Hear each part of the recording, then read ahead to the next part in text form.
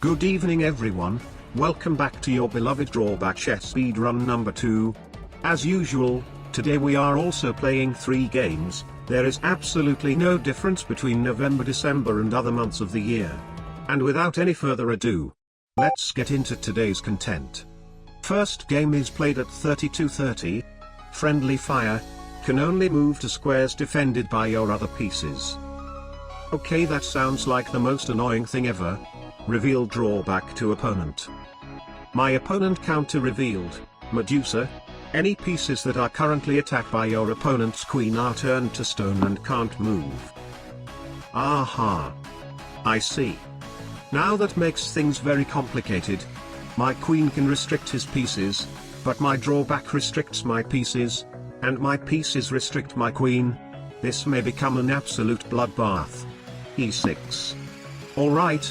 First things first, I need to make my queen active to at least restrict some of his pieces. E4. D5. E takes D5. Queen takes D5. Knight C3. So theoretically speaking, only his knights can capture my queen, which means I should be moving my queen to a square that is difficult for his knights to reach. Queen to F5. Queen F3. Aha. He is offering a queen trade, but it turns out that his queen is actually immobilized by my queen. Also there is absolutely no reason for me to trade. C5. Bishop B5 check.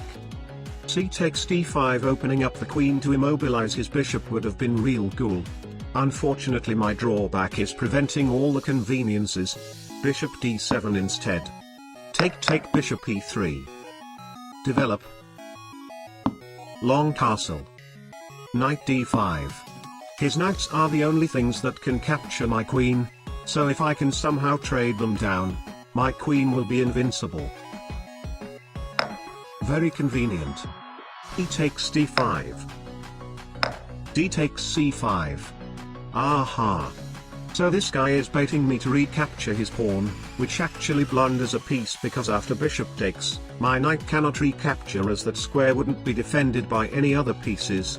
Therefore if I want to recapture the pawn, I have to immobilize his bishop. Rook takes D5.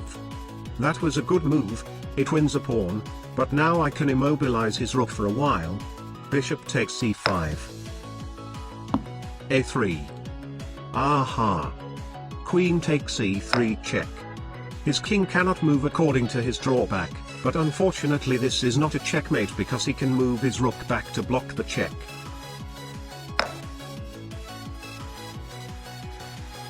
I completely forgot that I cannot capture his king due to my drawback. Okay, I messed up big time. Castle. Knight H3. I'll freeze his knight and his rook, which leaves his queen active. Okay, this is absolutely horrible.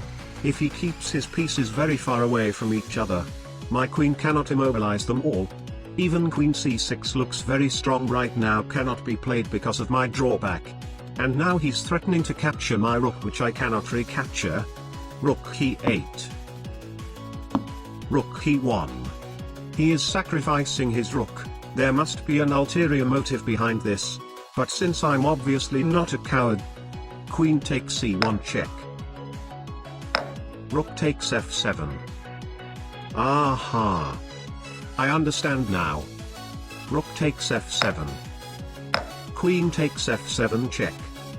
So he sacrificed his rook to remove my queen from defending my F7 pawn, and since I don't have enough defenders, my drawback prevents my king from capturing his queen. But what he doesn't know is that I can always move my queen back. I win. G4. That pawn blocks my queen from immobilizing his knight, but there is no pawn that can defend his queen. Knight G5 royal fork. One single knight cannot beat my queen. Queen G6. The rest of the game is just me cleaning up and capturing his king. I will show you the fast version of the game.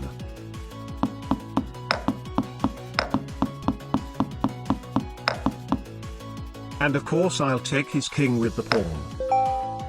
That was a great game. First game is a win. Second game, let's go. Checkers.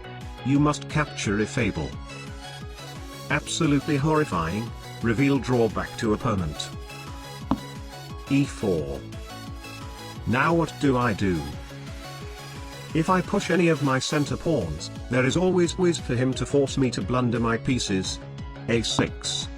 I'll prioritize expanding on the sides of the board, but after both sides are expanded, now I once again don't know what to do. H3. You know what? I have an idea. H5. Knight takes G5. Bishop H6. Ha! Since I will be forced to make a capture, now regardless of whatever he does, I am guaranteed to be able to trade off my bishop with one of his pieces. Knight takes F7. Capture is forced, and since his knight is currently more dangerous than his bishop, king takes F7. Queen takes H5 check. Oh.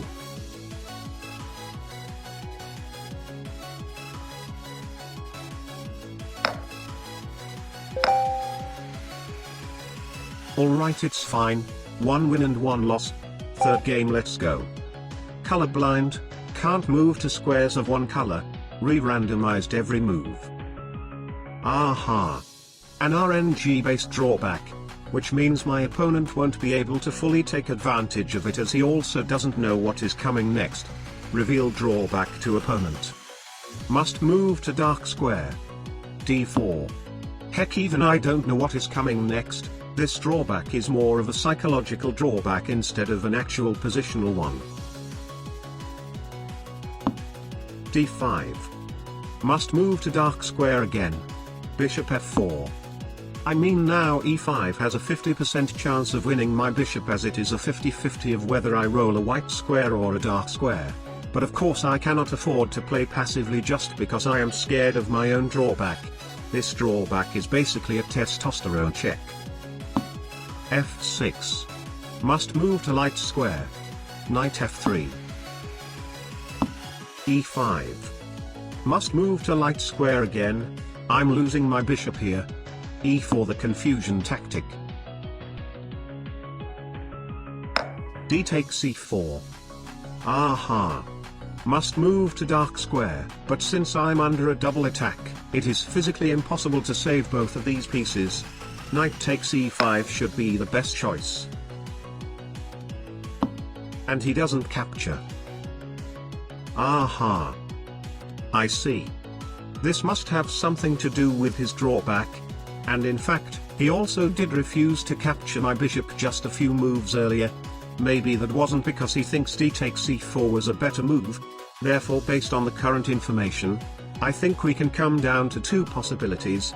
Either his pawns cannot capture pieces, or he cannot capture on dark squares.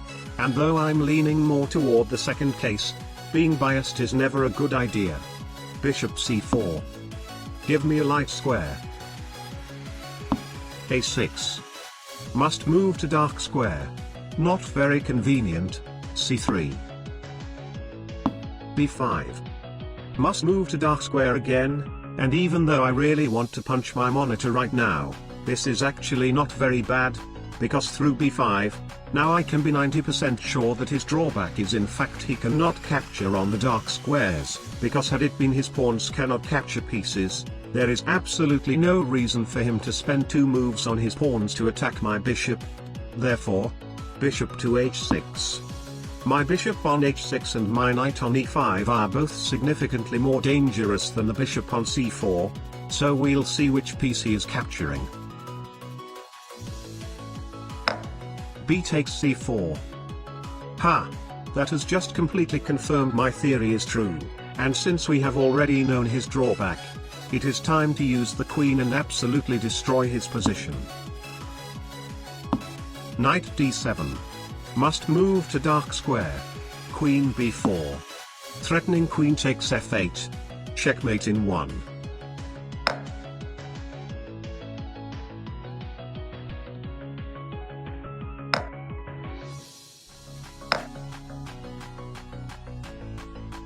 How?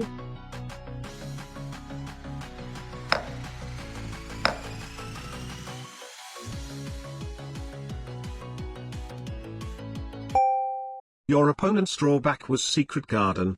You have a secret garden in front of your pawns, you can't move onto it. And if your opponent tramples it, moves onto it, you lose. The garden is on c6 and d6. Why didn't he take any of my pieces? What is the connection then?